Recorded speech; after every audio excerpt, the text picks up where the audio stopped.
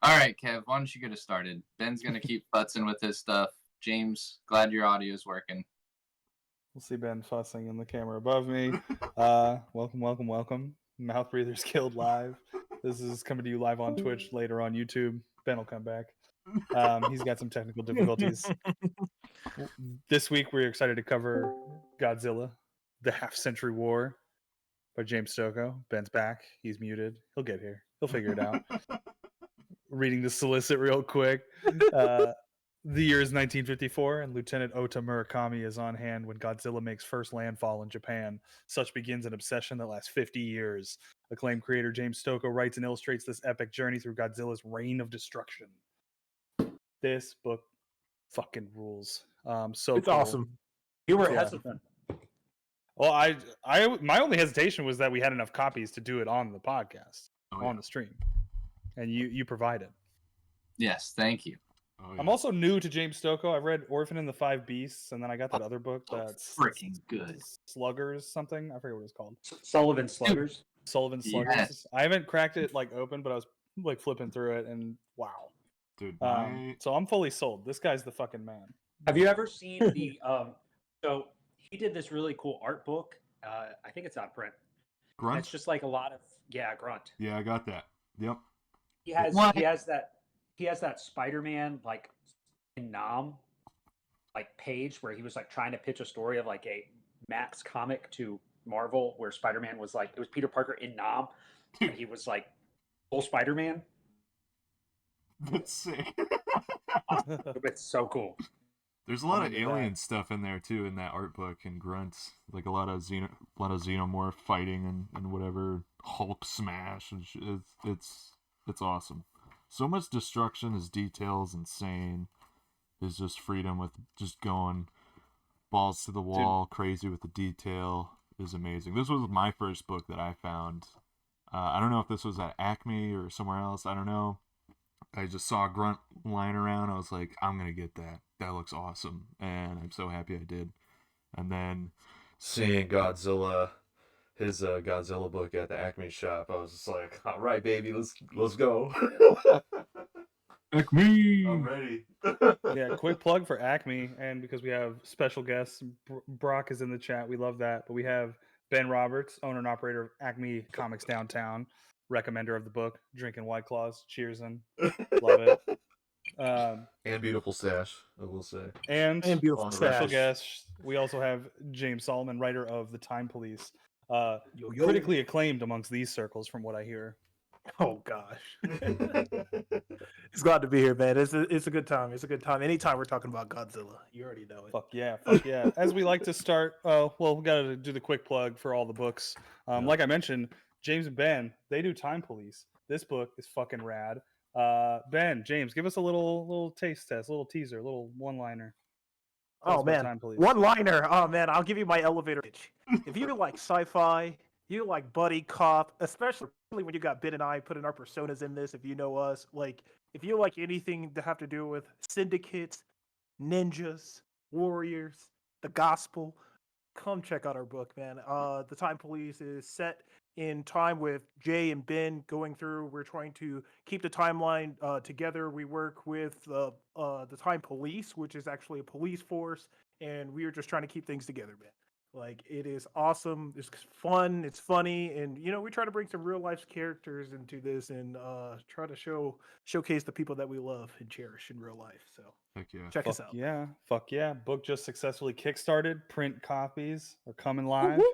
We're excited. You can get those at Acme. Brock shouts out Ben. Look at this motherfucker stuffing his face. Quality content. Hell yeah. We love it. Manny and I, we are comic book writer and artist, respectively, or not respectively because I said Manny's name first. Anyway, we did this book renowned Monster Hunters, sci-fi, fantasy. It fucking rocks. You can actually get a copy of it at Acme Comics Downtown. It's on the shelf there. Unless they sold out. I would be very surprised if they did. And Ben, I don't have your comics in front of me. Rock and Roll Hell's buried in my shelf. Ben, you're mute. Can't hear Ben. Hey, I'm muted. No, there Right, we Rock and Roll go. There we Hell, go. Children of the Grave. I just see him yelling, and I'm like, wait. Ben, anything you want to plug while you're here, bud? Sam Roseberg and I Are My audio is self-publishing shit. Oh fuck. are self-publishing the Children of the Grave trade paperback because we got tired of waiting, so it'll be available Hell starting yeah. HeroesCon. Hell yeah, Hell dude. yeah. That's what I'm talking about. Congrats, bro. I see why my audio is shit. I fixed it, Brock. Is that better? Children of the fucking grave. Yeah, it's sick. It's piss. We're also Copy. reprinting Rock and Roll Hell to have at HeroesCon. Don't tell the person that technically owns the rights to it, but Fuck yeah. yeah, and then hopefully we'll have copies of the Dillinger Escape Plan book that we worked on, as well as some new stuff that Sam and I have been working on, as well as whatever. Yeah. Dude, hell yeah, Fuck man. yeah. It's gonna be I wrote fun a book time. for Poison the Well. I don't know when that's coming out.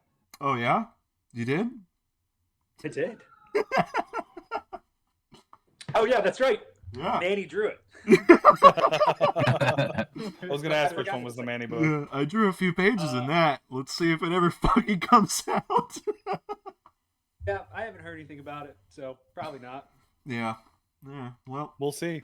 it's whatever. I saw those Penthouse comics on the rack. Yeah. Made me think of you. That's where all the money went. Brock's asking about Wereman. It's not out yet, so relax, Brock. TBD. I was gonna say we're just keeping our fingers crossed that we have Time Police books and the anthology books at HeroesCon. So Right. Yeah. hoping all goes well there. Yeah. But I'm gonna But- have my book. I'm gonna have Remiza book. So hey. Yeah, we'll have copies of Renowned at HeroesCon at least. A lot of them. That too. Yeah. Fuck yeah, fellas. Half Century War. Let's give, as we like to do, just kind of general opening thoughts, overall impressions. We'll start with our esteemed guests. Ben, what'd you think? Why put this book in my hands? So I think James Stokoe is such a unique talent in comics. Obviously, my first James Stokoe book would have been Orc Stain, which is an old Dark Horse book that he did maybe about 10 years ago. And I think this is the best Godzilla comic that's ever been written. Godzilla comics are very hit or miss, and as much as I love Godzilla, especially specific eras, most of those IDW Godzilla comics are not good. This was so cool and it's so unique, and I think like over the past year, everyone keeps talking about how good -1 was.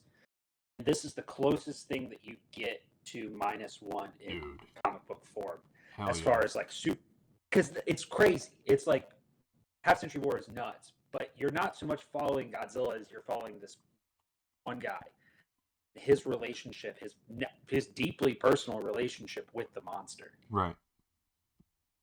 Yeah, it's so cool. I love the whole like war journal thing throughout this book, where you're just following that guy, and it's just like going through that time of the half century. It's great.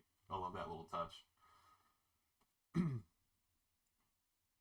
I agree. I really like how like Godzilla's at its best when it like really is like socio-political like in its messaging, because it's like inherently what Godzilla is.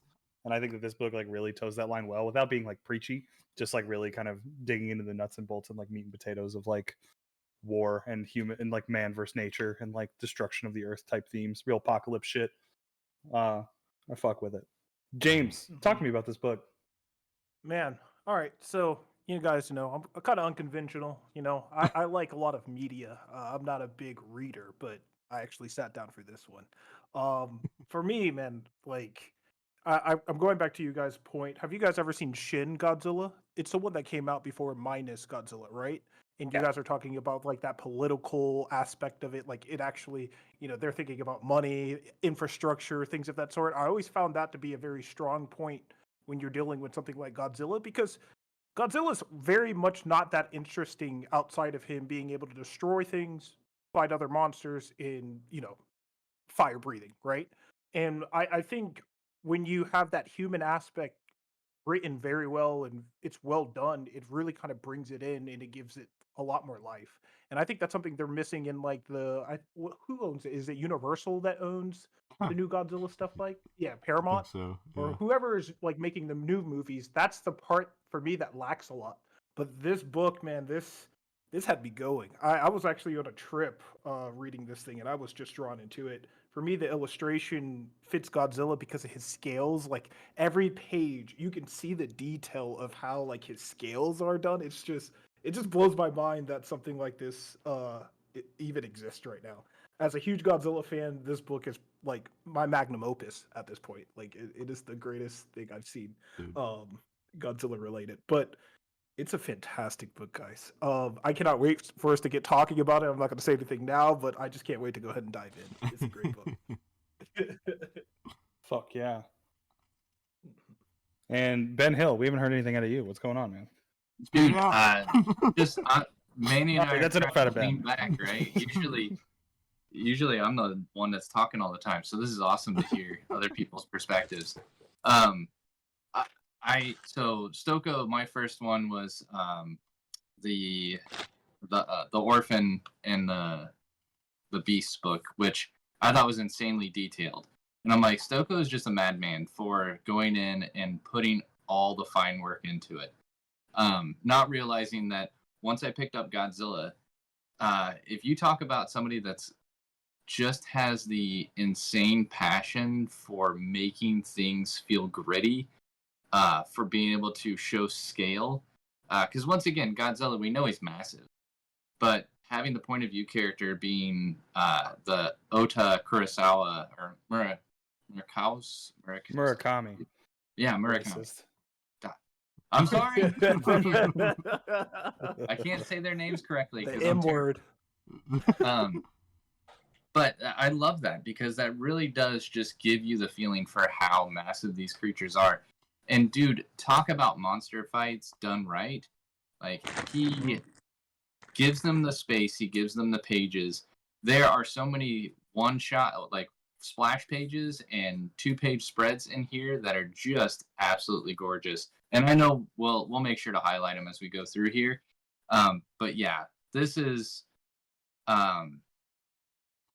I originally thought, well, who wrote this? You know, who helped ink it? Just looking at the detail and then realizing it's all James.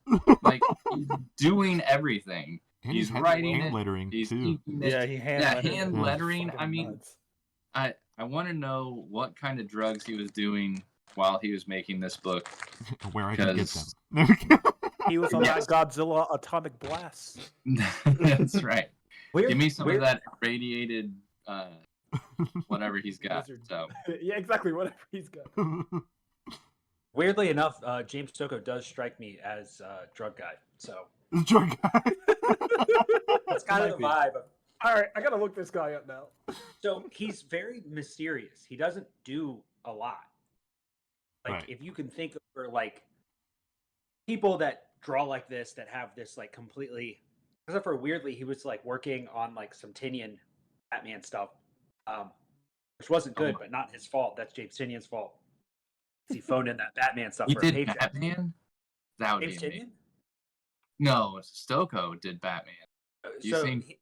They introduced like a tertiary character called Clown Hunter, and Stokoe did a couple issues. Oh my god!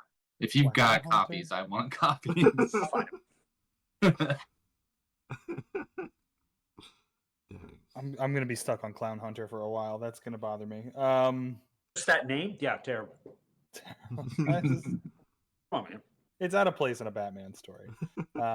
And Batman's a story where you can pretty much do whatever you want. I mean, you know what I mean? Like, one of the villains' name is Mr. Freeze, right? Like, come on. I don't know what you're. I want to thank Brock for the recommendation. I mean, apparently you can't get meth anywhere, but you know, I just whatever the meth was that James was using, that's what I'm looking for. So anybody knows.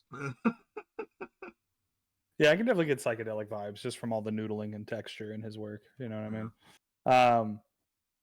Yeah, man. I think when Godzilla like stories are firing on all cylinders, it's just enough like human like plot and like just enough Godzilla plot. And I think that those new like Universal ones with like the dude from Friday Night Lights and like Millie Bobby Brown and shit, those are like too seeped in their own like melodrama to like function well as Godzilla stories. But this one is just like one guy who's like, I hate this giant fucking lizard. And then at the end of it, he's like, I think I love this giant fucking lizard. And then he Exactly. goes, Yeah, I love when he starts off. He's really pissed, and then at the end, it's like it's a religion to him. He's like, I finally like reached what I needed to reach with this monster. Witness We are me. one and the same, brothers. Like it's crazy. and, you know, we got all the hits. You know, we got Mothra and Hedorah and fucking Ghidra. Space and all- Godzilla. Yeah, Yes. fucking Mecha Godzilla. All of it. Got all of it. I think he brought in all the OG kaijus. Yeah. I don't think and that's what I really enjoyed about this is that he respected Toho and he respected Godzilla's, you know, just his past with all the like. I don't really like a lot of the new monsters, right? Like for me, the giant moth, perfect. Ghidorah, classic. Mecha Godzilla, you have to have it. Like these are like staples in Godzilla, and he brought them all in, and it made me so happy. Rodan, I mean, Jesus, that Rodan scene for me is just it's bonkers. Yeah. It's a whole lot of fun. So I want to ask, I want to direct this to our writers because we got 3 of you guys on here. How did the time skips feel to you? Because I think most of the time when you're looking at telling a narrative story, you know, you're looking to say, well, then this thing happened, which led to this thing, which led to this thing. And I think what is a convenient plot device in this is following Oda around. It's still one character's point of view, so you don't lose that specific character, but these time skips that you get allow you to kind of gloss over, like, oh, well, this is when Mothra shows up. This is when, you know, a lot of the big bads. I think the only one we get is what's the king one? The one that has the diamonds all over him. Ghidra. Oh, Is you that- mean Space Godzilla? Space Godzilla. Yeah, Ah. Yeah. That's Dude, just that crazy one. the crystals. Oh, come on, man. His name's Space Godzilla. They came from space, Ben. I'm sorry. Well, how does that hit as a writer? Do you find that to be, well, you know, James isn't a writer first and foremost, so it just kind of helps him out? Do you find it like a cheap way? Is it just did you find it interesting? What are your thoughts?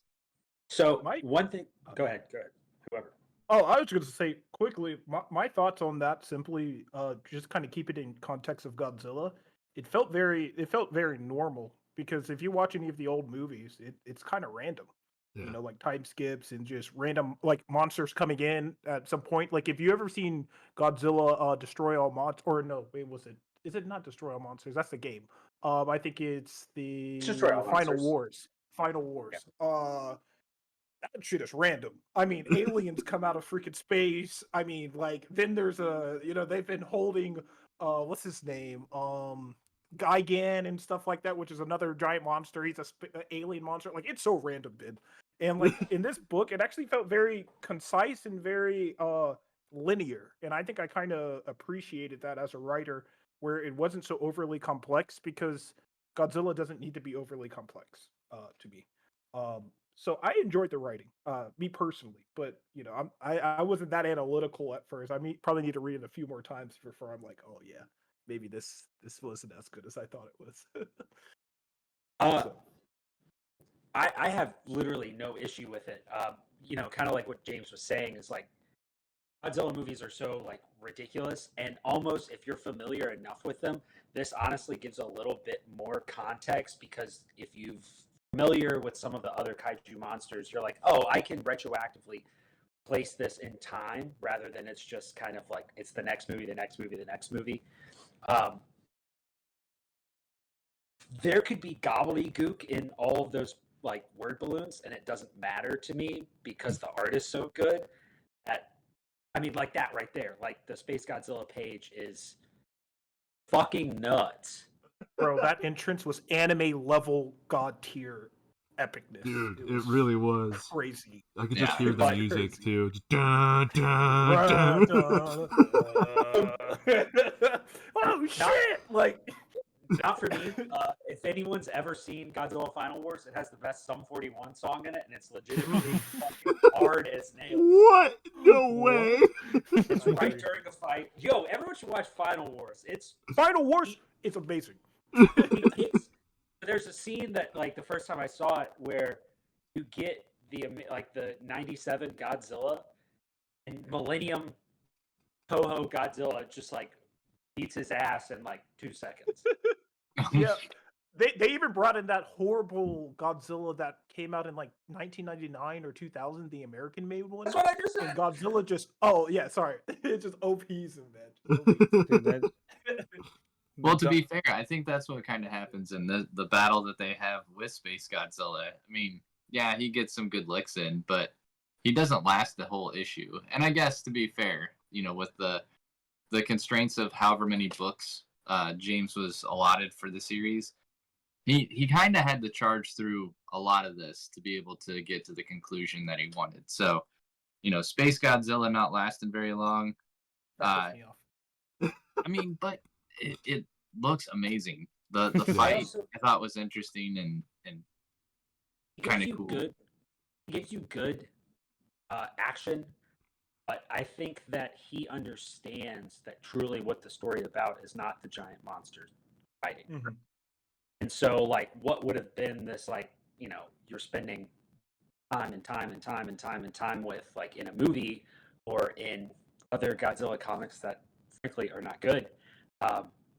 That's not what this is about. Like, truly. I was shocked the first time I read this. Yeah. Yep. This I book can agree with that. was not ready for how good this book was going to be. Going briefly back into the time skips, I think that the reason it all works so well is, one, like, the story is about the totality of his, like, lifetime relationship, and that can just be kind of divvied amongst the special moments that he has with Godzilla. Also, Godzilla only pops in and out of the world. Like, he's not a constant presence. He, like, fucks back off to the ocean for a while, and then pops back up. And then also, like, the convenient, like, threading of socio-political conflicts and, like, geopolitical conflicts, like Nam and Ghana and all that stuff, like, to kind of tie in the Godzilla theme to, like, the war in Nam and stuff like that, and, like, how, like, nuclear armament is, like, a very comparable, like, analogous sort of structure to, like, Godzilla. I mean, because Godzilla is literally, like, post-atomic monster shit. It's all an allegory for bombing Hiroshima or whatever. So, like, time skips, they're cool. The structure works. I mean, it's also just because it's comics, and, like, comics don't really have a sense of linear time necessarily. They just kind of bounce around, like, willy-nilly. And depending on the story you're wanting to tell. Yeah, but I mean, from one page to the other, we can be in a different place in a different time. You know what I mean? You turn the page and we're fucked off to the future in a different dimension, and then turn back to another page and we're back on Earth, and then it's fucking Galactus, and then whatever. You just bounce around and do whatever the fuck you want. So yeah, James Stokoe just did whatever the fuck he wanted, and this book was all the better for it. It's amazing. Yeah, I kind of respect the fact that we didn't have to stay in Japan, because you get tired of seeing Japan get leveled, and you always wonder, how do they build it up so fast? Dude, yeah. I was just like, is this going to keep happening throughout this whole book, or what? And then I just kept going. I was like, right. Oh shit, this is crazy. We're going on a road trip. Exactly, and that one made me happy, because I was like, oh, they get to destroy Ghana or something. Like, I'm not saying that I want Ghana destroyed, but it was just nice to see that he was wrecking everybody, and it wasn't just, It's a world thing. Yeah. Like, he can destroy everything in his path. So it makes sense, though. I don't. Do you guys know when this book was written, real quick? Because I'm trying to understand if he wrote this before they started doing, like, the new Godzilla movies and stuff. Because there's a lot of parallels in terms of the subject matter that are kind of common. Like the psionic transmitter, like they had that in the King of Monsters movie that released in 2019 with, like, it was the machine that, like, kind of calls the kaijus and wakes them up. So that was, like, a common theme. interesting. I was gonna say, Ben, do you know off the top of your head? This says 2020. Is that correct? Third print. 2013. 2013. Oh, Yeah, dude, I knew it had been a long time. Wow, Yeah, then they must have took some stuff from here, because they did. like, watching the movie. Yeah, I like it. I actually like that they used the psionic transmitter as, like, a kind of a plot point to get all these kaiju like coming to these specific locations, right? It very much helped with the plot and understanding why these monsters were destroying these cities and things of that sort.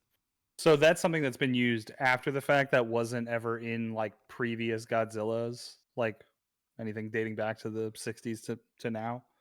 Like Honestly, people trying to weaponize Godzilla to like fuck up countries. That's like an original idea to this book. There's no way that it is, but there's so many movies, and the bulk of what I know from Godzilla is Heisei era series, and then some of the Millennium stuff. There's probably got to be something in like the Millennium era Godzilla stuff that you have a weaponized Godzilla. Mm-hmm.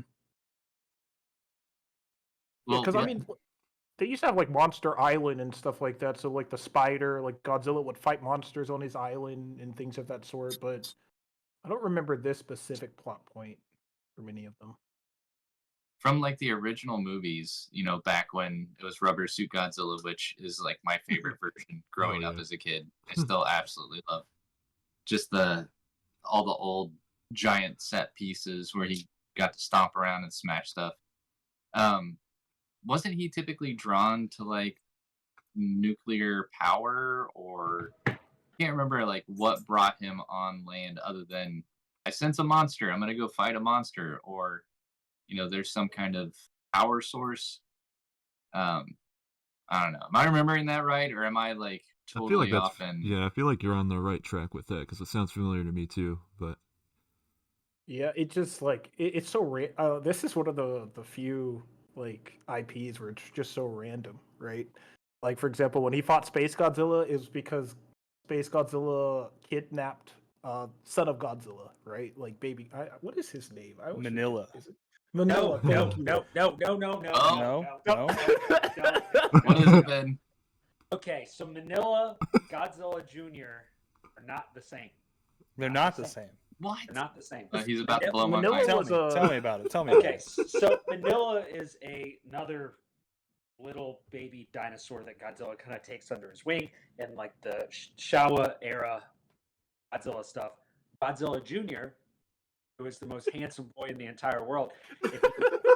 If you hang on, fuck you guys. I'm not laughing because I disagree. I'm just I agree with the sentiment. It's just amusing. I'm gonna bring up a picture of Godzilla Jr. and I'm gonna very poorly put it in the phone camera so everyone can see. Oh yeah! I need a patent one. It's like Grogu. Give me back my son. No, he's not like Grogu. Fuck Grogu. He's a handsome boy. I think Grogu's handsome too. Never mind. He would step on Grogu. That's fine. He can kill Grogu. I don't care, but they're handsome boys to me. That's fine. I think you bet. Yeah. Disconnect, Ben. Brock, kiss things. Kiss things? Can't curse in front of your wife and kids, Ben? The wife's in the room now. Oh gosh. Yeah, all I'm trying to say was that there are very much different plot points in terms of Godzilla's motivation to go fuck shit up. Like, I mean, you got King Ghidorah, right? Like, that's an arch enemy type thing, and that's like an invasion from an alien. So, I mean, it just really depends on which story, and I guess whoever's directing the movie and where they want to see Godzilla go. But the eating like nuclear stuff is very much like that is Godzilla. You know, you got to eat something. Doesn't he like spew radiation specifically and not like fire? Yeah, it's not fire. Atomic blast. I thought it was like a radioactive blast. So the way that Stoko does the roars in this, Fuck yeah, dude, the scream where it's all fuzzy. Mm-hmm. Yeah. So has anyone done Godzilla in Hell? Oh, dude, yeah, I have the deluxe edition, so it's got that. Can I borrow that? Can you bring that Heroes Con? I don't want to pay the money it costs to get everything. I only have the first. Oh, issue. come on, throw some Damn, money. Dude, I looked it up. It was like $200. No. What? Ben will hook you up. information. What are you talking about? Hook me up, please. So Stoko does the first story of Godzilla in Hell, and there's no words. It's so And good. if we're talking about it's bonkers. if we talk about writing and the way that he writes, there's not a single word, and it is an intense story. Just in that first level of hell, encountering his demons and giving thoughts and an internal monologue to this beast. And I think that's just really cool, really interesting. Don't have anything to say other than it's cool and interesting, but it is. It's fascinating that he was able to just give depth to, A it's very what one-dimensional creature. Yeah. absolutely. Yeah. I mean, the I cool agree. thing about it too is like seeing the when he does the lettering when he's falling down, like on these pages, Yes. Godzilla in hell, that lettering, and then we see abandon all hope, ye who enter here, and then that's just I immediately go to like Will Eisner with that like type of block lettering, that super 3D Yep. stuff, and then he immediately just blows it all down, and it's just so fucking sick. So Riley Till has either a Godzilla in Hell page or a Half Century War page that he got from Stoko in his house. No And way. Yeah, dude, and he paid nothing for it. God, dude, he's also got James Aaron piece too, man. So next time we're all at Riley's house, Heist. I'm gonna Heist. Head out now. I'm gonna steal it. I will say the one thing that aside from just the detail, something that we've talked about between Kevin, Manny, and I when it comes to just artists and the way that they handle onomatopoeia sound effects within a book. It's surprising to see someone like Trad Moore, who the artwork pretty much speaks for itself. There's very rarely any kind of SFX that he adds to his pages. It's very minimal. Daniel Warren Johnson, the guy can write a book on how to do like the best looking typography just from an SFX standpoint. But that was something I really noticed in this book is I absolutely just to put more of a button on it. He does a great job. Like when things are crazy, when you see Godzilla stomping around early on in the book, when he's using the fire breath for the first time, when there's giant explosions, like there's just so much added in the background from a sound effects standpoint. So you definitely get ingrained in what's going on. Like he leads you through the action, doesn't just leave you to let the action be silent. Like this stuff's going crazy. But I love when Godzilla just gets completely pissed off and lets out that Godzilla roar. There's no like the lettering is so vibrational. It has so much feeling, so much as a part of that to really show this is that Godzilla like battle cry. I'm gonna mess you up. Like you finally pissed me off. And I love that added touch. It's not you don't get the scream that goes through it. It is just this blur of additional text, which I'm like, wow, that's a really cool touch that I would have never thought to add from an artistic standpoint.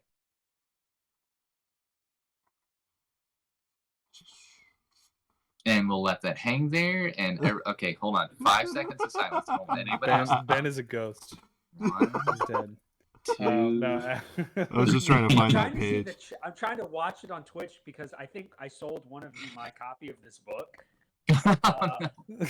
I'm trying to like watch the Twitch stream and like because I was like, I know I have it. I think I brought it to the store and sold it. Oh, you want it back? That's okay. I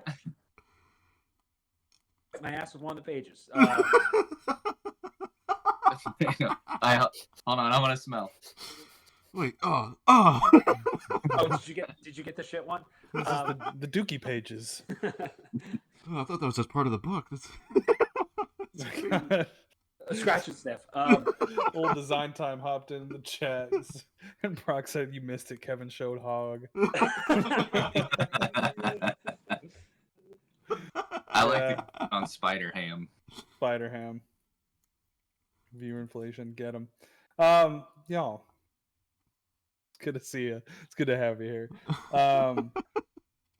fuck, man, these fights. I just feel like with Godzilla, like they're like any reading into the deeper messaging is like kind of pointless, even though it's always there. It's just like I just like seeing fucking monsters and robots fight each other, and that's the shit.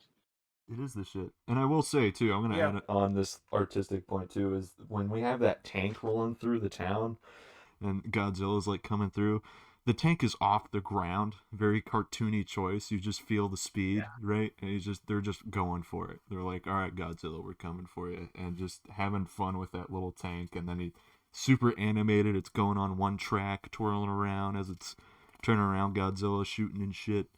It's very fun. I mean, you feel the fun on the page, on every single page that James is doing. It's sick. So that was something I'd like to ask the people who are artistically inclined. Trying to,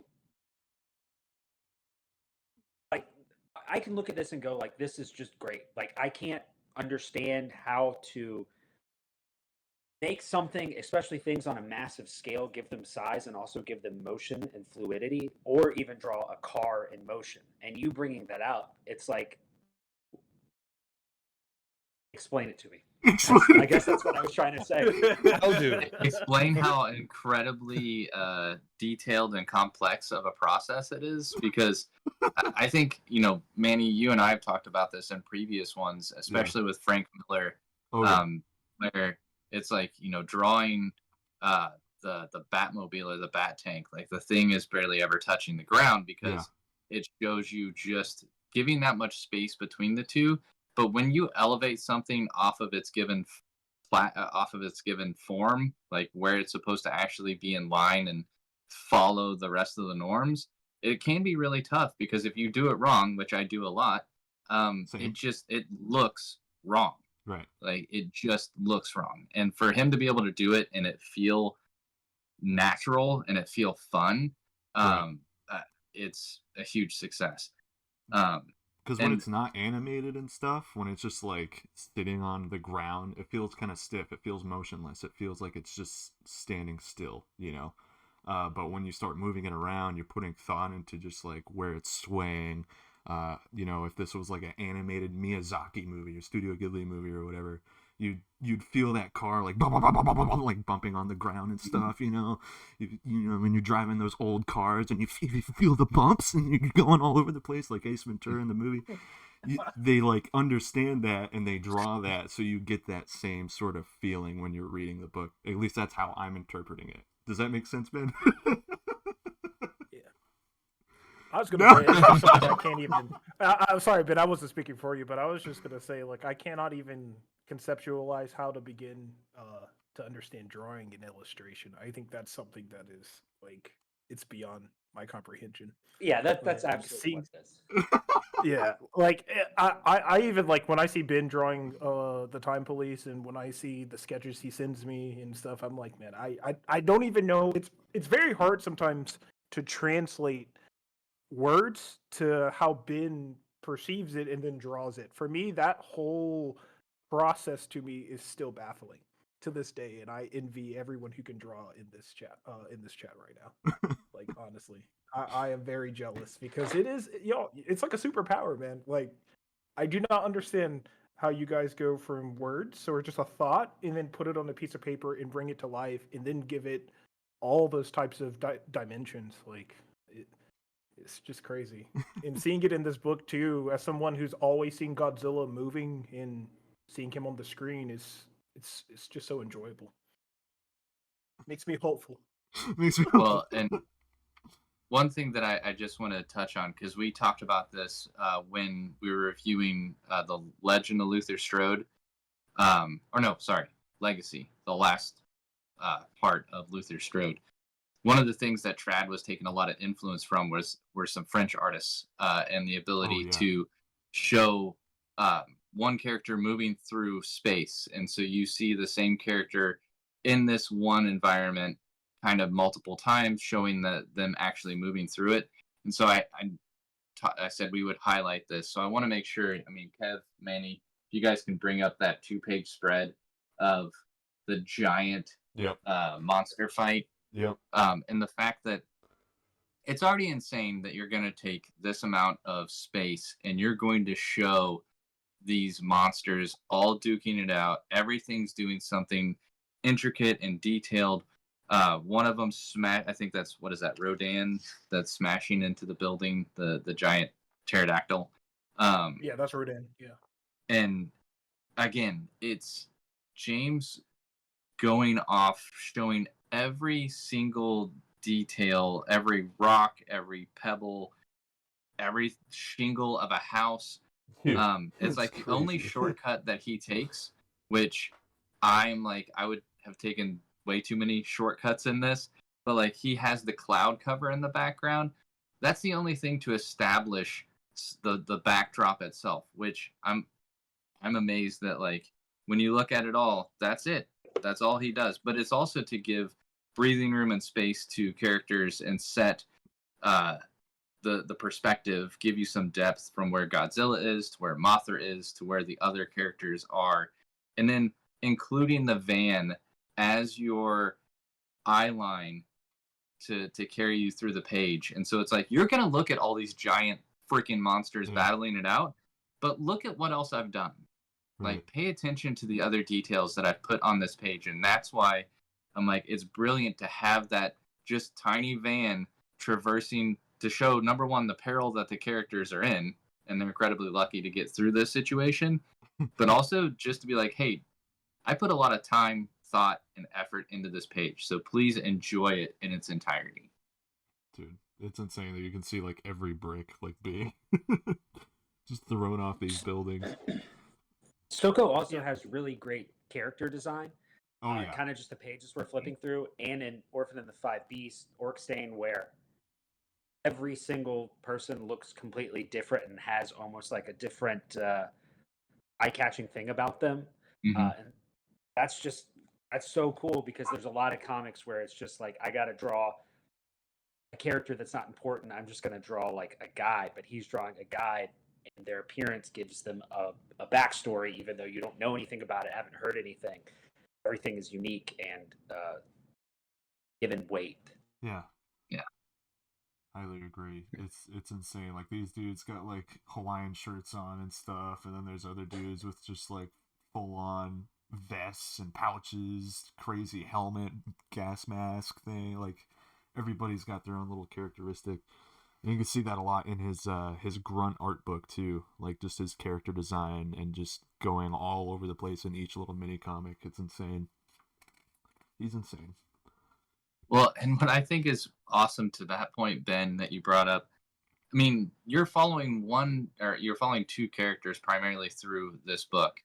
And even then, the time skips allow him to take those characters and show growth of the character itself, whether it's positive or negative, all the way up until, we see them as like old men in their final, quest or whatever. And I absolutely love that, because when he starts out, he's only Oda is only in his 20s, I think is what he says. Yeah, it's like 21 into the book. Yeah, and so you see this is a lifetime that he spent with Godzilla, which, again, character design wise, he is different issue to issue. Yeah, but still feels the same. Correct. Yeah. And same with his boy. What's the homie's name? Oh, dude, I love his homie. I was just trying to look at that while we were going through all this. I also love the White Devil bad guy. And like he, what was? Can I tell you, that was the one confusing thing in this entire book.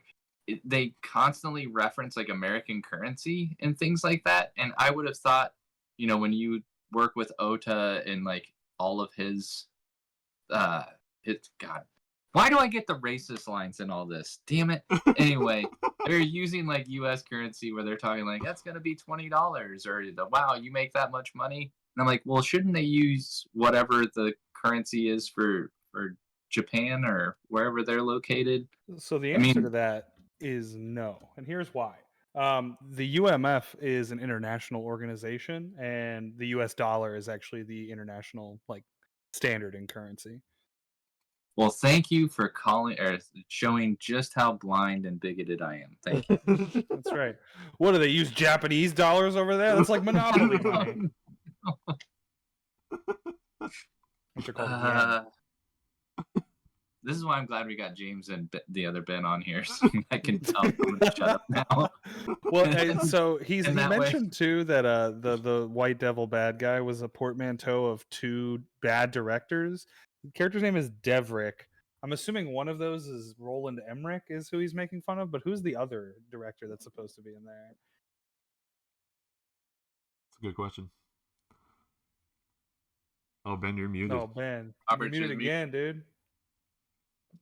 It's because I'm trying to watch the Twitch. Oh, well, the Twitch stream is Not going to be the like titch. about I a was half like, a What's minute the behind. tits? So, yeah. I know. I'm trying to think I would say Roland Emmerich for sure. Yeah. Absolutely. The back matter is really cool. I haven't read the back matter in a long time. Oh, it's sick. Stokoe doesn't speak a lot about his work. Like, I don't know of a podcast that he's been on. I was trying to find one, like, because I usually will listen to a creator interview to kind of get like hyped for the stream. Mhm. I couldn't find anything. Yeah. I like Guys. Mysterious Guy. He's We like need more James Herron, dude. mysterious guys. He Yeah, still James doesn't- Herron doesn't say shit. doesn't appear on Yeah. shit, man. But the work just speaks for itself. Well, that's Yeah. one thing Manny and I were talking about. I'd look for podcasts, I'd look for YouTube videos. The only thing I didn't check was like Felix Comics Art, because typically like Felix, if anything, can get those guys to come on and talk. Yeah. Which I'm hoping that he can get Heron on there sometime to He talk did about once. his creative process. He did once Right, a he little did bit, once. but I want to hear it again. we want more. more. I know. And Chad, Um, you got Chad on But there yeah, too. I wasn't able to find anything, which that's why I think the back matter is so cool, because there's one main narrative point for the end of the story where James talks about, I wrote it a different way than my editor had thought of. So his editor said, hey, you need to change this. I think it works better this way. And we'll discuss it when we get to the very end, because I think the climax definitely needs just a little bit of focus on our thoughts on how our boy Oda wraps up his own story. So, but we can get to that. But I thought that was really cool. I mean, even though he writes this entire thing, he's definitely open to listening to other thoughts and perspectives. He's not just closed off. Like, no, it's my book. I'm doing everything. He's even open-minded from a creative process, which I thought was cool. Yeah, I'm with you there. I love back matter that shows like original scripts compared to like final edits. I just love to see like editor touches and the things that actually make it. And some of it's editors. I'm sure some of it is artists just being like, no, this is going to work better, basically, and like editing as they draw.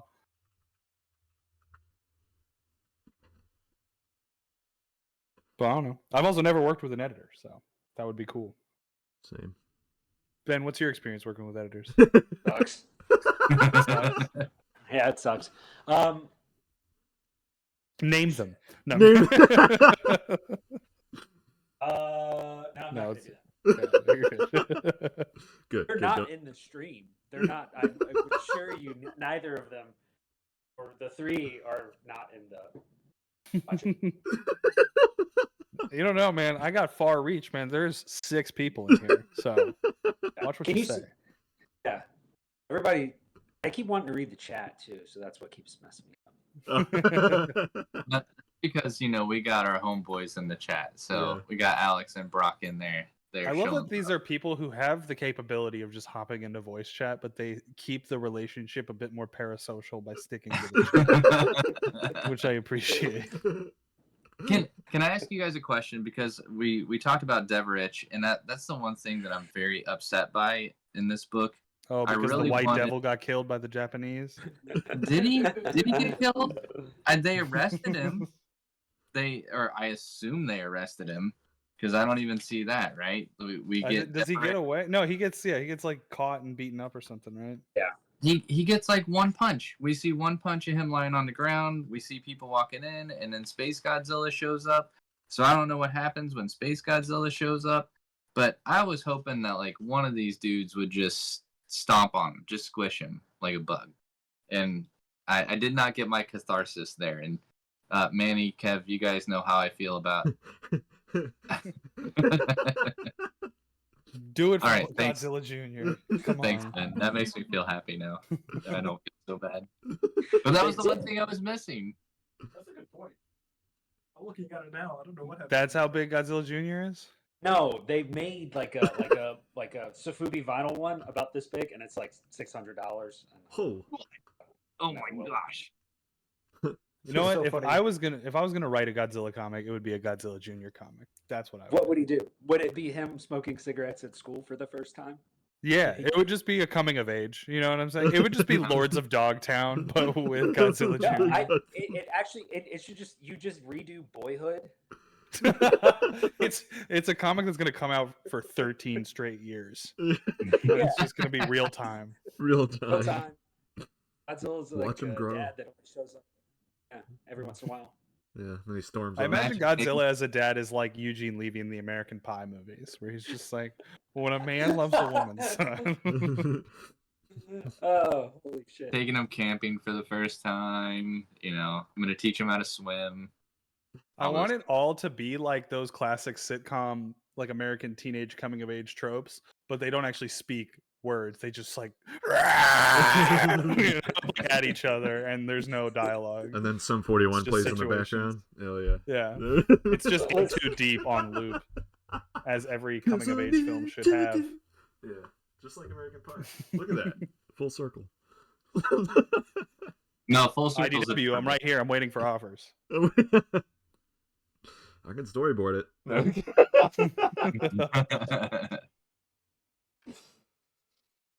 I loved the exchange between Ota and his homie about the cigarette in the van. Is it That- Kentaro? I think Is he it calls Kentaro? it Ken. I want to, but again, I I don't want to can be look it racist. up. I already screwed up Oda's last name. It's in the very beginning. I remember that. You're the very beginning. Whew. Tell 'em. We didn't like dive super hard into it, but like just these first few pages are fucking perfect. Just by the way, just like setting the stage, guys in a tank, like, and then just the leg as your first introduction to what Godzilla's doing, and then Oh, fucking the right. page Oh, like this reveal is, oh, Dude, I love the I'm just just wet. the first page where we see the city from the bird's eye view, just looking down at the city, and it's that crazy pattern, right? And all that smoke coming down, and then zoom in, we just see those giant ass freaking his spine, basically like those spikes coming out of the smoke, and then then we get those great. James Herron does a similar thing with the city destruction in like Ultra Mega, where it's like almost amorphous, like everything's got like organic rounded shapes and things are Mhm. just kind of bleeding into one another. That one fucking that kicks ass. Dude, the ultra mega stuff too, like it's cool to see the two different approaches with designing a destruction in the city. Like James Stokoe is going crazy with every like brick, every window, all this, and then James Herron is going in and putting like simple, like not simple patterns, but he's blacking things out in the background, so all you get is like a shape, and then you get windows, but then he puts like a perspective line in the windows, so then it's like that building is like going in, it's like going back, you know. It's crazy. Yeah. Just his mind on that, on shape design and everything is incredible. And then you get this guy going crazy with every freaking Yeah, dude. debris. I don't have the patience to even attempt to draw anything like that. That's so many little lines. Dude, every scale on these fucking spreads of Godzilla. Yeah. Fuck off. That's crazy. I wonder what his timeline was like. Say, I'm trying to draw scales right now, and like, how do I avoid drawing more scales? Right. It's easy to get lost in the sauce, man. Yeah. Maybe that's where the drugs come in, because like I can imagine just getting like hyper stoned and just noodling on every little like bubble and brick, you know. Right. But then, I mean, there's people Yeah, like how do Jeff you know when to Darrow that stop? just draw like that and just draw it again, and he's just chilling. He's just drinking water and lemonade. I don't fucking know.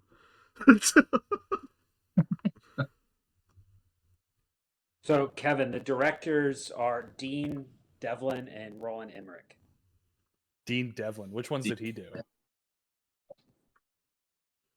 Because Emmerich did the Matthew Broderick Godzilla, right? Which is good. Yeah, I'm a fan. A lot of people hate it, but you know. So he also he is Roland Emmerich's collaborative partner. Okay. There you go.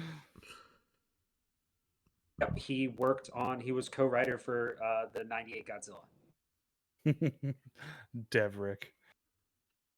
Now both of them just have a fuck you printed to pay. Like, this is the most elaborate fuck you to a director that you could ever do. And I respect that so much. I have petty hatreds for certain directors too, so I get it. Yeah, but they did Independence Day, so it's like whatever. Oh, yeah, I don't hate Roland Emmerich at all. Like, wait, is he a Scientologist? I feel like some shit came out about Roland Emmerich. Probably, I would. If I was rich, I probably would be too. I don't know. Those people are creepy, man. My patents in place or whatever it is. Dude, I saw a freaking Scientology commercial. So weird. I was at the gym and I look up and I just see it's like, we're Scientologists. Come see what we're really about. And I was like, no. I just ran faster on the treadmill. I was like really high on acid in Hollywood, and they have like a Scientology bookstore on Hollywood Boulevard. Uh-huh. And I was like, oh man, wouldn't it be really funny to go buy a copy of Dianetics right now? And I went in there and then like was like staring at the shelf. First of all, it was like 4 racks of bookshelves, and all of them were just like one single copy of Dianetics, like spread out with about like 2 feet between each copy, and there was like 4 on each like shelf. And I was like, I don't know why it was so weirdly spaced out. But then when I picked up the copy of Dianetics, I was like, I want to check this thing out. And I looked at the back. It was $65 for like a 300-page book. And I was like, well, fuck that. And then I just got like swarmed by all the people working there. And they were like, can we talk to you about like the church? Like, do you have any questions? Like, and I was just like, and like sprinted out. Yeah. It was terrifying. There was a Scientology building when I went to Lightbox last year. You see the big blue one? Yeah, it was the big blue one. Yeah, on Franklin. We were standing outside this place. I think it was like a Thai place or whatever, and we're about to go in, and we're looking across the street, and we're all like looking at it and everything, and the security guards outside the building started waving at us, and we were like, we need to leave right now. We need to go. We're gonna get taken. Yeah, we're gonna get cloned. We'll see another clone of Tom Cruise run out of there or something. Just started coming up with different stories of what would happen. But you know who's not a Scientologist? Godzilla. Getting back to the book. Yeah. Anyway. I mean, It's like transition. It's not. Call me Paul Blart Mall Cop the way I hit those Oh segues. my god! I mean, if you think about it, Scientology, don't they believe in aliens? And Godzilla has a lot of interactions with aliens. Yeah, Science. So he could be kind of a Scientologist. Dude. Yeah, Hubbard was just like a failed science fiction writer.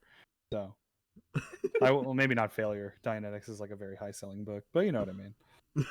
I was trying to figure out what the timeline was he had to work on it, and I can't really find any information. But he would have had to have been so far ahead if this came out as a monthly series, because just with how little Stokoe does, and Orphan and the Five Beasts never finished. But I think it took forever for those issues to come out, and then the rest of it still hasn't been solicited. So he's got to it's got to take him, respectfully forever to finish a book. I mean, he's doing everything on this book. Yeah, all of it. So, I mean, the hand lettering. Even like Trad Moore taking, I think, a few months for one issue of Doctor Strange, I think is what he said. So I can only imagine like James Stokoe doing something similar if he's writing, drawing it, lettering it, coloring it, just doing everything. Yeah, it's got to take him a while. Dude, I mean, when we look at the detail in this book, and then the Orphan and the Five Beasts, like my favorite is that last issue where you have the zombie, like person eater villain that's in there, and the amount of detail. And typically you think, well, it's gonna be like any, look at the old ways that they did all the fight scenes and choreography in old Japanese movies and things like that. That's kind of what this is playing off of. The detail's insane. So for him to take the time to do all this, I mean, for this book to come out in 2013, I just want to know how long he had been working on it. Because, again, thinking about how long it takes to just put a page together to pencil it is one set amount of time.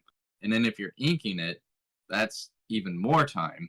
And then, as you said, Manny, like, he's hand lettering it. Yeah. So now add just another, like, 5 or 6 hours of work for hand lettering. I mean, each one of these pages is days. Yeah. Or it would be for me. Like, Yeah, I can't speak for him. I don't know how fast he works, but I mean, his gosh, pencils aren't even, they're not loose too. Like, his pencils are insanely detailed. I know, looking at some of the back matter in this book and looking at some penciled stuff, I was like, geez, man, you're drawing it twice? That's insane. right. Holy shit. Right. Which I guess is good from an artistic perspective for pencils to be that tight. Right. Because then you're not guessing, right? True. You have it laid out, you know, this is the way I want it to be. So that way when you go into the inking phase, there's not a lot of, well, I think I'm just going to add this flare. I think I'm just going to do this. It's, no, I know what I'm inking. So I guess from that standpoint, it's nice. Right. I don't know. This shows just how much I still have room to grow as an artist, because I'm just like, nope, I'll fix it in inking. I'll clean it up in inking. It'll have so much detail once I get done.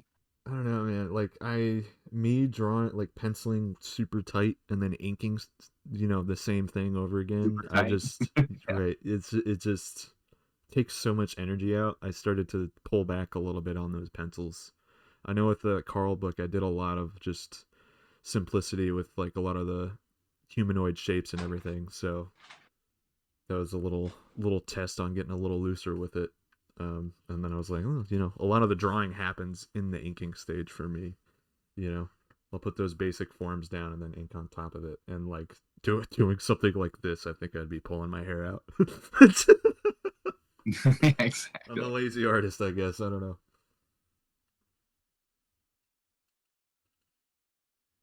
Yeah. This book fucking rocks. One thing, kind of zooming back a little bit, one thing I love about this book is its pacing. We kind of touched on it earlier on, but I love that it naturally escalates to like just Godzilla, and then it's Godzilla versus James. Who's the spiny boy? Oh wait, sorry. I've been lost, guys. Oh, who you're asking about? the spiny boy. Oh, Angerus. That's Angerus. Yeah, is that the one he fought at the beginning of the book where yeah. they dropped the bombs? Yeah, in Nam. Yeah. Mhm. So you start with just Godzilla, then it's Godzilla vs. Angerus, and then you have like the 8 kaiju coming in with like Mothra and Hedorah and Rodan. I love that it gets bigger and bigger, and then it's like then we got Space Godzilla as like a final boss, and then, or not the final boss, but you know, your first area boss, and then the final boss being fucking King Ghidorah. King. Yeah. I'm kind of sad that, like, I want to Destroya so bad. I want to see him again so bad. I know it has to do with Destroya- like what characters they like, what creatures they actually had the rights to with IDW. Oh, I see. So I gotta head out, but I was gonna wrap up with something about Half Century War and James Stokoe Godzilla. Yeah.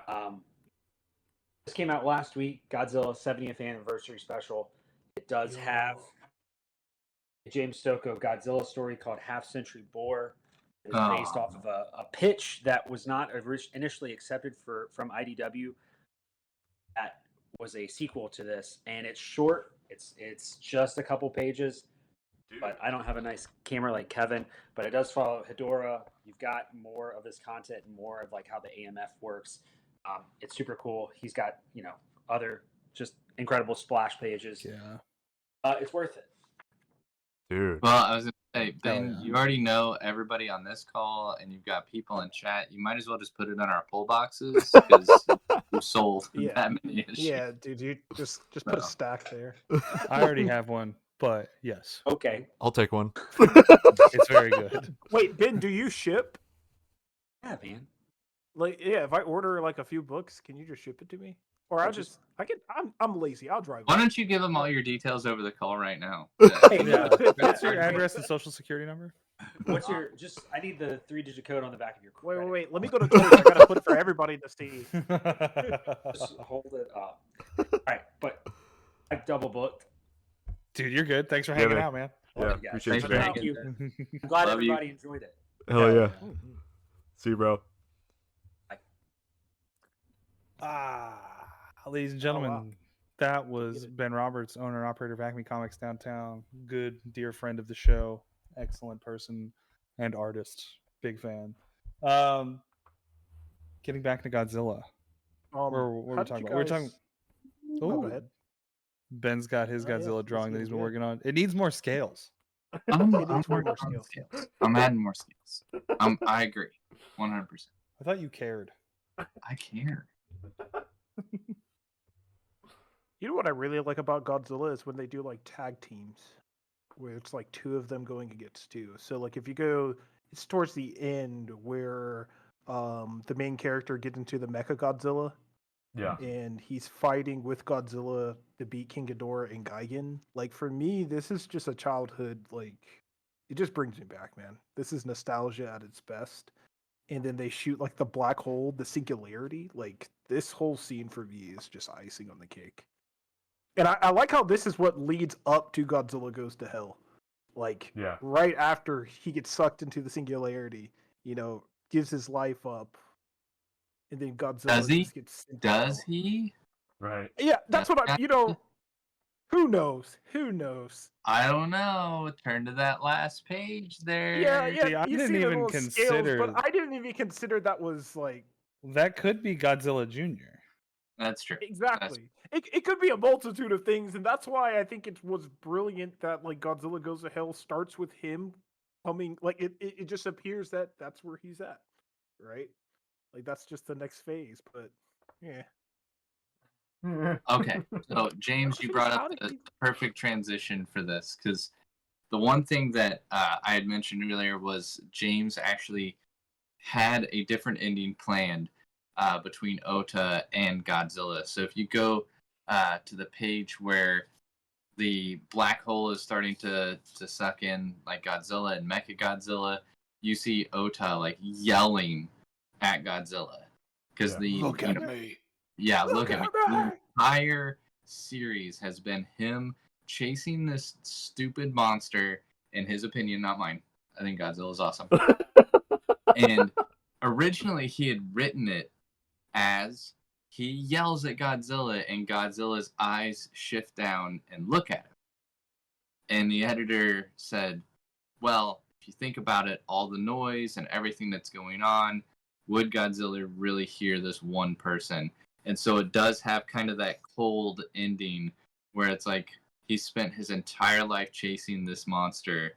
He just wants that recognition and he still doesn't get it. So from like Ota's perspective, I was just like, that's such a really cool narrative choice for Godzilla to still be like, dude, there's so much going on. I can't, you're so small and you've been a cool character for this story, but I'm gonna go on and like mess around with King Kong and all this stuff. So Yeah. Well, I think it can be. Basically, Godzilla has main character syndrome, essentially. Main Stay in touch characters. with the main That character. Well, I narcissist. think that It's about like, me. it's definitely counterproductive or counterintuitive to like really ham up a relationship between human beings and Godzilla personally. You know what I mean? Like human beings and Godzilla as like ideas are kind of as an idea is like a different thing, like man versus beast or whatever, nature versus science. But like when it's like I have a personal connection to Godzilla, isn't that kind of like cap? You know what I mean? Like I don't know. Yeah, I think it's like, for me, Godzilla has always represented, or yeah, he just represented balance, right? Like, there is no one better than me.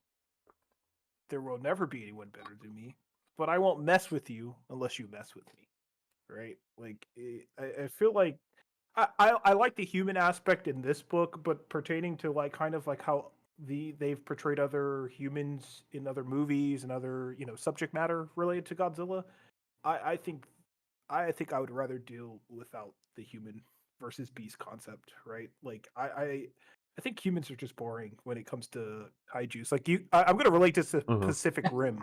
What made Pacific Rim awesome with the human aspect was the people, right? Because it was them. They were inside, mechs fighting monsters that it was just badass, right?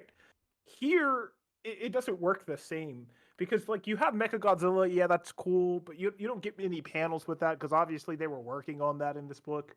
And then I don't know how much lore you guys know. Do you know about Jaguar? Jaguar. Sorry, what a freaking Jaeger. Jet Jaguar was like kind of like he was like another robot inside of this Godzilla universe that also fought with Godzilla and sometimes fought him. But he looks like a human. He looks like a Power Ranger, actually. Do you guys know who this guy is? No. Is he like an Ultraman kind of? No idea. Thing? You're going above my head. He looks Brock like knows. Brock knows. He should be on here, but he's too much of a pussy. Shots fired. fired. Yeah, he's kind of like an Ultraman looking sort of. Yeah, like they tried to make it feel like, okay, yeah, we don't want to have humans, but let's make something that looks like a human, kind of, sort of, and have him fight Godzilla and be friends with Godzilla. And it's like, it doesn't work. Is he like Ultraman? Yeah, vaguely. No. Okay. Yeah, I don't really know how else to answer this. He can drop kick and punch and stuff like that. So hell yeah. Put a picture in the Ultra Kick. comics. That's what I missed. Channel. I really want someone to just have Godzilla drop kick again, because that was something that he always did. Was he's a wrestler essentially. Like he would just drop kick and like. I'm a big fan of the drop kicks. No, I think you're right. And like, what I like, I think the human story works here, and the human story is always work well in like kaiju stories when it's not about the human and the kaiju. Like this book is about like their relationship, but it's more about the idea of obsession and dedicating your life to something. And Godzilla happens to be that thing. It isn't like I'm figuring out Godzilla's motives and like I'm developing a relationship and I'm empathizing with Godzilla or trying to like get into Godzilla's head. You know what I mean? Like it's more just like I want to know how to kill this thing. And he just completely like spirals into that. But it's more like of Godzilla's tie to like all of the other kind of socio-political things we've mentioned, like nuclear armament and destroying the world and like fighting wars and stuff like that. I can definitely agree. I think it's very like ironic that they use nuclear warheads sometimes against Godzilla, and like he represents nuclear warheads. I've never understood that plot point, but I think it's just because it's the biggest fucking weapon we can throw at anything. You know what I mean? Like that when we think of like we just have no other options and we have to bring in the big guns, those are nukes. It's the last deterrent. Yeah. Which is weird because like not to pull the actually, but like our biggest nuclear weapons aren't even like on the bombs that dropped on Nagasaki. Like they're hydrogen bombs, so they're nuclear powered, but they don't cause like the radiated fallout that we imagine from fallout, right? Fallout, yeah. So, but I mean, yeah. This is a joke I used to tell on stage. It was basically like, of course, bombing Nagasaki and Hiroshima was a net negative for the world. And of course, like the atrocities committed by the United States in World War II are like almost unforgivable in like their scope. But if we never dropped the bombs on Japan, we would never have Evangelion hentai. And so you have to weigh the pros and cons. It have to be the hentai of Evangelion. I thought we would never have had Godzilla. It starts Akira, with Godzilla. It like, spawns the kaiju Akira, genre, right? but then Power all of Rangers. cyberpunk, like Mhm. aesthetics, Ultraman. all of like mechas, like all of that. And I'm a huge mecha fan, so I really have to weigh the pros and cons. Hundreds of thousands of people dying. We got anime.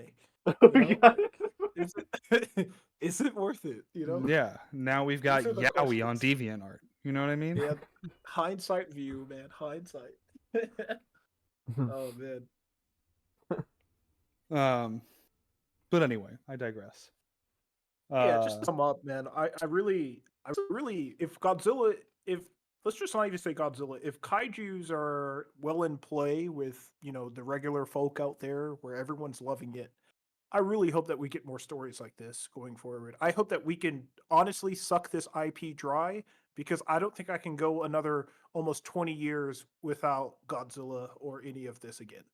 Right? I think between the Godzilla, or we call it G14, but between G14 and I think Godzilla Final Wars, or whichever one was the last Godzilla movie made in Japan, I think it was like 15 years or something like that, right?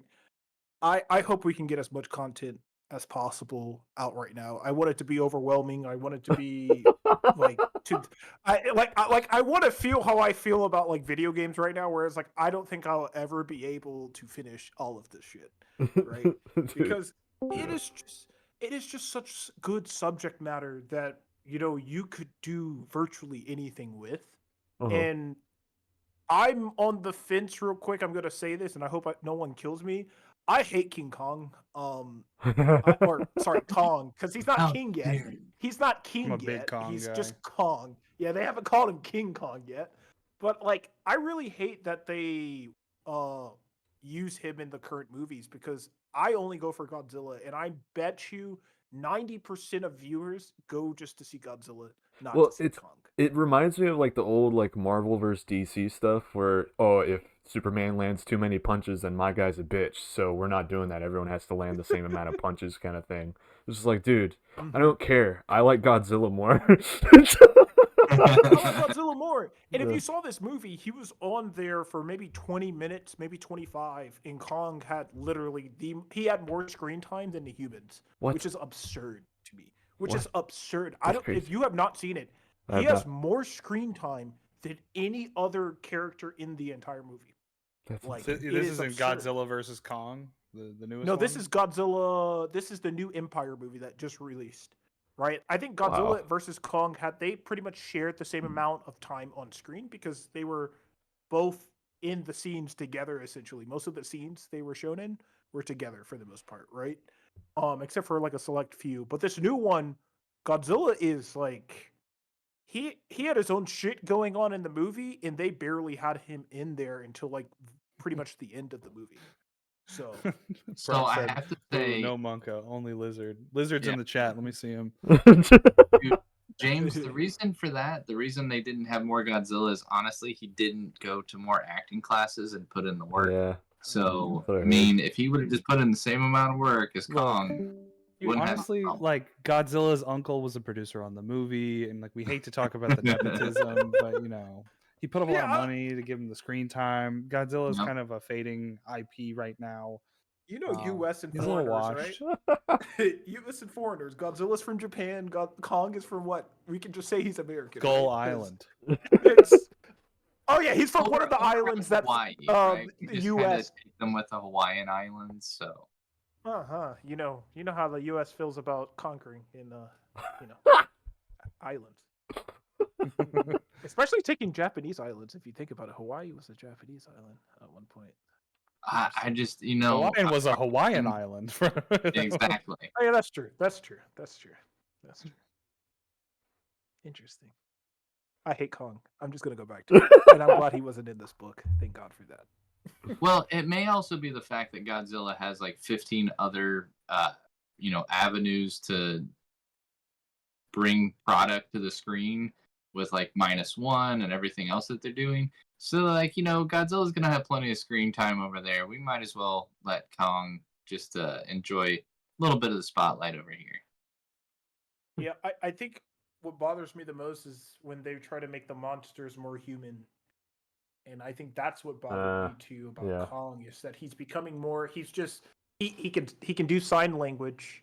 The only thing he can't do is just speak. And I'm just waiting for him to be like Caesar from Planet of the Apes. Yeah, but those Planet of the Apes movies are so fucking sick. Have you seen the newest one? Not Kingdom, no. Oh, just wait until they have the Godzilla Planet of the Apes crossover. Dude, they'll do a Godzilla versus Transformers. Just wait for it. Dude, I would be so into that. With Vin Diesel. You got Optimus going, roll out. Yeah, it's actually a Fast and Furious movie. That's what I want to happen. I've been wanting this so much. He like fist pumps Godzilla and he's like, family. It's for family. And then Optimus Fast Prime. And Furious yeah. 27. Godzilla versus Kong versus Transformers. You can see him driving his Charger off of the tail of Godzilla. He starts from the head, goes down his back. Yeah. Heck yeah. Heck yeah. What's up, Ben? Ben's back in. Ben's back. Ben's back. What's up, buddy? Or not. Did he pocket dial himself back in? Yeah. I think he's been. It's the second or third time he's done it. Yeah. Technology sucks. We'll figure it out. But I just have to say this right now. You know, I've been I've had some very interesting thoughts during our talk here, and they may have kind of made me seem a little bit more closed-minded. I'm gonna say I think Kong's better than Godzilla. I'm just gonna say it. So we're done working together. The thing is like, my opinion of apes is apes' opinion of apes, which is that apes together strong. One Kong, God damn it. less interesting. Multiple apes, very interesting. Yes. More Kong. A whole planet Have you full. seen the new movie? Not Kingdom. I've seen the other like new trilogy, but I haven't seen. I think you need to watch. I think you need to watch New Empire ASAP after that comment. Can I just say I'm really upset about the name of the character from New Empire? Why didn't they name him Louis?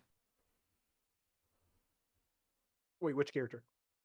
The orangutan. New little monkey? The orangutan. Why didn't they name the orangutan Louis? I have no idea. What? Why didn't they name him Dunstan? Is that what they named him? Was Dunstan? No, but they should have. No. Like Dunstan checks in. See, I was going Jungle Y'all didn't Book. see that movie? No, his name is Scar King. Oh, what about Clyde? Going to what was the movie with Clint Eastwood and the monkey? Right Turn Clyde. You would just punch the person. No. No. No. Clint Eastwood and Monkey. I wonder how this is going to go. Godzilla, Kong, the New Empire. When the fuck did this even come out? I was scared to type that in just now. Like it's like every which way but loose. There you go. Oh Okay. yeah. Okay. I know what you're talking about. Sorry, I was scared to type that in. I thought I was going to get some very explicit porn. I was gonna say with your search terms, I was worried as well. I literally put Clint Eastwood and Monkey. Yeah. Yeah, you were gonna find something that he said at some political conference. Yeah, I was like, because I actually like Clint Eastwood, and I just didn't want it to be something racist. And I'm like, oh man. Now we got a Mel Eastwood at the Gibson. end. We have a Mel Gibson issue again. Like, That's great. Clint Eastwood at the NRA. oh my god. It's halftime, America. Yeah. Um, I really think they were Do you lazy feel with the lucky? new movie that came out. Tired of them making movies with the monkeys. Like, Jesus. all right, we've deviated far from our discussion of Godzilla. So, This has been closing thoughts Yeah. about Godzilla, The Half Century War by James Stokoe. I'll go first. I'll say that, yeah, I would have to agree with Ben Roberts' take. This is probably the best Godzilla comic book I've ever read and probably will ever read until we make one. Boom. Booyah. There we go. Gang, gang. Damn. And, I don't know if we'll ever top James Stokoe, but it's not. You gotta have goals, you know what I mean? You gotta shoot for the moon so you can land amongst the stars. You know what I mean? That's right. And yeah, the art is amazing. The story is great. It is just enough story for a Godzilla book. Oh yeah. While still having like depth to really dig into thematically. Big fan. Big fan. Can't recommend this one enough. Yeah. I sped right through it, honestly, the other day. I think it was like Saturday night. I just laid in my bed and like, whoop, read right through it. But then I came back to look at the tasty art, and oh my god, if you want a really good art book, if you don't even know how to read, you should get this book and put that on your bookshelf. Because when you learn how to read and you read it, finally, you'll be like, damn, I'm really happy Manny told me to get this book when I didn't know how to read. So you're welcome. And yes, this is a fantastic Godzilla book. Agree with Ben, agree with Kevin, agree with all you guys. I love you. Get this book right now. I dare you. Yeah. Yep. Yeah. I don't really have anything else to say other than one of the best things I've ever seen with my eyes. That's saying something. Dude, eyes melt, dude. It's crazy. Mm-hmm. This is on par this year with Dune 2 in terms of visuals, like just being just awestruck by just what I'm seeing. Like, dude, I mean, this is one guy, man. It's insane. It's crazy. I love that. It's crazy. I'm just like, okay, cool. He has superpowers. Possible. Mm-hmm. I'm done. I digress. Well, I guess, we'll leave the controversial opinion to last. So I have to say, while I thought James was a good artist, I really feel like he sandbagged on this book. I feel like there's some pages he could have just done more. From a narrative standpoint, there's a lot of tropes that, he just leaned. Dude, I can't say anything. I can't praise this book any more than it's already been praised. You guys have nailed it. I love the storytelling device. I love following this one character through. And even though it's a Godzilla book, it really does just show that you can be creative and inventive with the way that you drive a narrative story arc. Right. And I can only hope to be half the artist that James Stokoe is. He's absolutely amazing. So yeah, can't say enough good things about it. If you haven't picked it up from your local comic book store, I agree with Manny. I don't know why you don't have it yet. Go buy it, like now. And then right now, while you're doing that, go now. While you're out there looking for that thing, get this thing. Get Grunt too. Be like, hey yo, where's that other James Stokoe book at?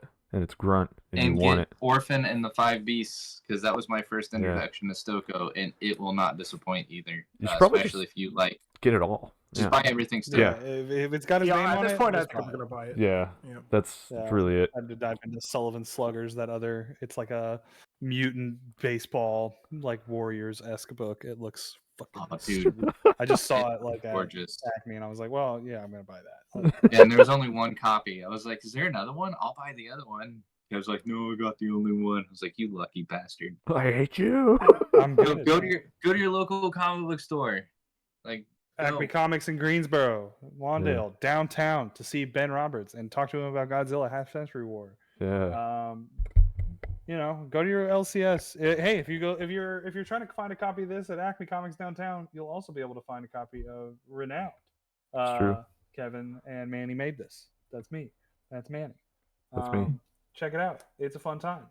And pretty soon you'll be able to find Time Police as well. Look at that. It'll all be on the shelves, and you can read it with your eye holes and love it with your ball holes. Yeah, what he said. You don't have to read. You don't have to know how to read. You don't. You don't have to know. That's why the book's got pictures in them. That's why I got pictures. It's a picture book. All right. Thanks for hanging out. Thanks for watching. As always, we love you. Kisses. Next week, we don't have a book decided yet, but we will... join the Discord so you can talk to us about Godzilla. Join the Discord so you can talk to us about anything. If you got art, put it on there. Follow us on Instagram. Talk to us. We're approachable guys. We love talking to you. All right. Oh, yeah. Kisses. Love you guys. Peace out. Peace.